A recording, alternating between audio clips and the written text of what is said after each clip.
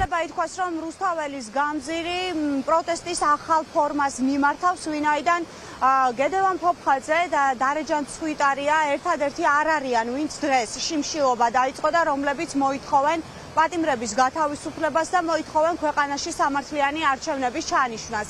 ეს არის ზუსტად ის ადგილი, სადაც უკვე 1 წელი არის, რაც ქალბატონი დარეჯანი და პროტესტის სხვა მონაწილეები ყოველდღიურად იმყოფებიან. ისინი აქ აპროტესტებენ ქართული ოცნების პოლიტიკას და რეჟიმს და დღეს მათ გადაწყვიტეს, რომ დაიწყონ შიმშილობა. გარდა ამისა, მოუწოდებენ აბსოლუტურად ყველა იმ ადამიანს, რომელიც ყოველდღიურად და ყოველ საღამოს გამოდის რუსთაველის გამზირზე, რომ შესაძლებელია ახლა შიმშილობა უფრო მეტად მნიშვნელოვანი იყოს და უფრო შედეგზე გამსვლელი იყოს, ვიდრე გზის გადაკეტვა. ადამიანები, რომლებმაც დღეს შიმშილობა დაიწყეს, აცხადებენ, რომ გზის გადაკეტვის შემთხვევაში ქართული ოცნება ახერხებს იმას, რომ ახალგაზრდები გაუშვას ციხეში. ამ ყველაფერს სერიოზული შედეგი ვერ მოაქვს, ამიტომაც მათი თქმით ახლა მნიშვნელოვანია, რომ პროტესტის იმ ფორმას, რაცაც შიმშილობა ჰქვია, უფრო მეტი ადამიანი შეუერთდეს და ეს ყველაფერი მათი თქმით მოიტანს შედეგს. რეალობა შეიქმნა ესეთი, რომ საპროტესტო მოძრაობის წევრებს ყოველდღიურ რეჟიმში იჭერენ.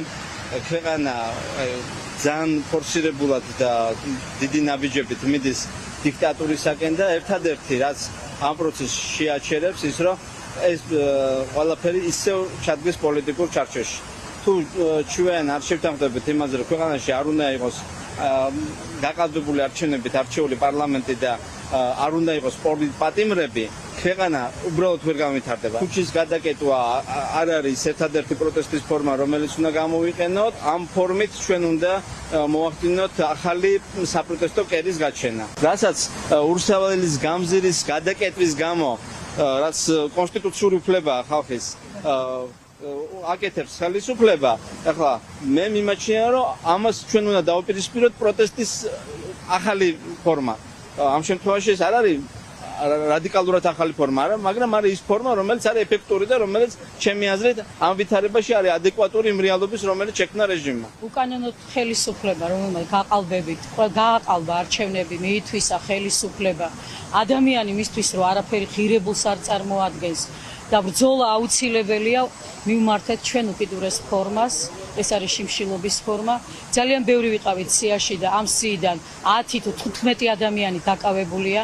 მე ვფიქრობ, რომ აი რუსთაველის გადაკეტვა ეხლა იმდენად მნიშვნელოვანი არ არის, რამდენადაც პროტესტის გაგრძელება და თუ კი ვინმეს აქვს სურვილი, რომ ეს პროტესტი უფრო გაფართოვდეს, მიიღოს მონაწილეობა ამაში, ეს პერმანენტული იქნება, ისეთი თუ ჩვენზე გადის სამშობლოს ბედი, ჩვენ უნდა გავიღოთ ჩვენი გასაღები და ყოველდღე რუსთაველის გადაკეტვით ადამიანები ციხეებს ავსებენ და შედეგი ორიენტირებული არ არის. მე დარწმუნებული ვარ იმაში, რომ აი ეს ძალიან დიდ ნაყოფს გამოიღებს.